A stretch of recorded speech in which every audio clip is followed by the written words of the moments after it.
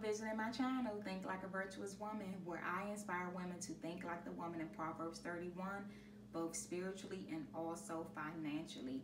So today I'm going to talk about why I have multiple bank accounts and why I think it's beneficial and why I think you should have multiple bank accounts as well. So let me just say that I did not realize I had 9 bank accounts until I started recording this video. I actually was recording a few minutes ago and I had to start over because as I started talking about how I started those bank accounts and why I have those bank accounts, I realized that I actually have 9. And 9 may sound like a lot, but it's actually not, which is why it was so easy for me to forget that I have 9 bank accounts, because there's not really much that goes into managing those accounts. So my first 2 bank accounts are my main accounts, my checking and my savings, and that's at my regular local brick and mortar bank. My checking account is my main account. The majority of my paycheck goes there, and I use that account for bills, my day-to-day expenses, just everything. I pretty much use that account for everything that I do on a day-to-day basis. And attached to that account is my main savings account. Now that savings account, I don't really use it to really save. I do, when I get paid, I do have a certain amount going there, but I'm always dipping into it because it's not a long-term savings account. I don't really feel guilty about dipping into it because I have another account for that long-term savings, which I'll tell you about in a minute. But it's more of just a short-term savings account, I'll say that. And attached to those accounts is what I call my personal account. So my personal account is what people will call a sinking fund. Now the sinking fund is just money that you put to the side for a specific reason. Whatever that reason is up to you, but you fund that account however way you want to do it, whether you want to manually transfer money there or you want to automate it from your checking account whenever you get paid, or directly from your employer. Is for whatever you want to do, usually a short-term goal. So right now I'm funding that account for a trip that my daughter and I are going to take in the summertime. And when I go out of town, I don't want to feel guilty about spending money. I don't want to have to worry about if I'm spending bill money or if I'm spending money that I should be saving or putting towards a debt. I want to just have the peace of mind of knowing that this money is specifically for this reason. So that's my personal account. It's just every time I get paid, I have a certain amount going into that account just for our trip.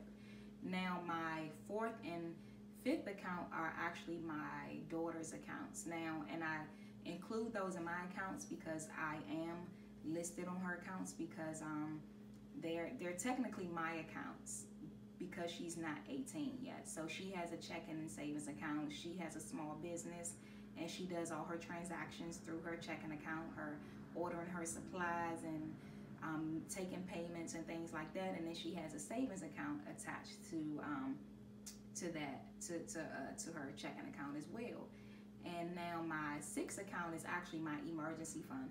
So I recently posted a video about how I had to dip into my emergency fund, and it came in handy. Emergency fund is something we all should have. The ideal is to have 3 to 6 months of expenses in that account, if not at least $1,000. And so I had to dip into that account. I had an emergency where my car broke down and I had to get a new battery and alternator. And if I didn't have that money, I wouldn't have been able to get my car fixed, or I would have been able to get it fixed, but I would have been dipping into money that was specifically for something else. So an emergency fund, you definitely want to have that as a non-negotiable bank account to have. And because I had to dip into that account, I am working on funding. I'm working on building that account back up to where it was. So now I have money going into that account every time I get paid. I have money sprinkling right into that account to build it back up. If you don't have an emergency fund, I encourage you to start one today. It doesn't have to be a lot of money. You can start off small. Now, number 7 and 8 are also online accounts. And so those accounts, one of those accounts I use kind of like an Uber fund. I don't really take Uber on a regular basis, but every now and then I may have to, and so I just have that money there so that if I do have to take Uber, I won't feel guilty about it. And I have a child going into high school who is not going to use public transportation, so I have that building up just in case we need to use it. We'll be going out of town and I don't plan on renting a car. We may have to use Uber a few times while we're out of town, so that money is there.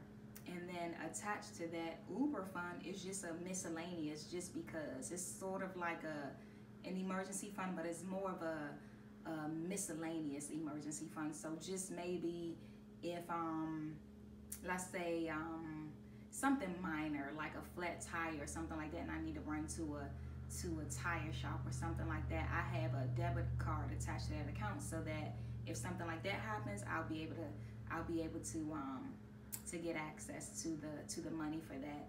And then my last, number 9, my last account is my long-term savings account. Now this is the account that I have with an online bank, and I will actually list links to the online banks that I use, that I recommend. Now this bank account, I cannot touch the money. If I try to touch the money, it will take 3 business days. So if you're like me and you need that type of system in place for long-term savings, I suggest you do it. I actually encourage everyone to have at least one online bank account that you cannot touch for at least 3 business days, longer if possible. But that is money that I have set aside that I do not touch, and I also fund my Roth IRA through that account, and that is a retirement account. And I actually didn't include that. If I were to include that, I would have 10 accounts, but I didn't include that in my bank accounts.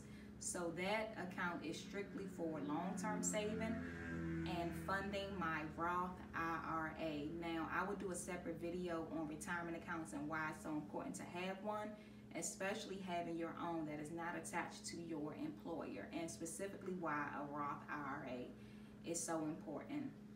So I hope this video was helpful to you today. I hope me having 9 accounts did not overwhelm you. You don't have to have 9 accounts, but I do encourage you to at least have multiple accounts to keep your money separate. If you want to make sure you have a emergency fund and also a long-term savings account that is separate. So at least have 2 or 3 bank accounts. Keep your money separate. That's the best way to save. I know if I had all my money in one bank account, there would be no way that I could save. I wouldn't be able to have money put aside for trips or anything like that. I can't even imagine only having just one bank account now that I'm used to having so many. So I hope that this video helped you out. If it did, feel free to share with someone else that may benefit from it. Please like and subscribe to my channel. I hope that you will have a blessed night.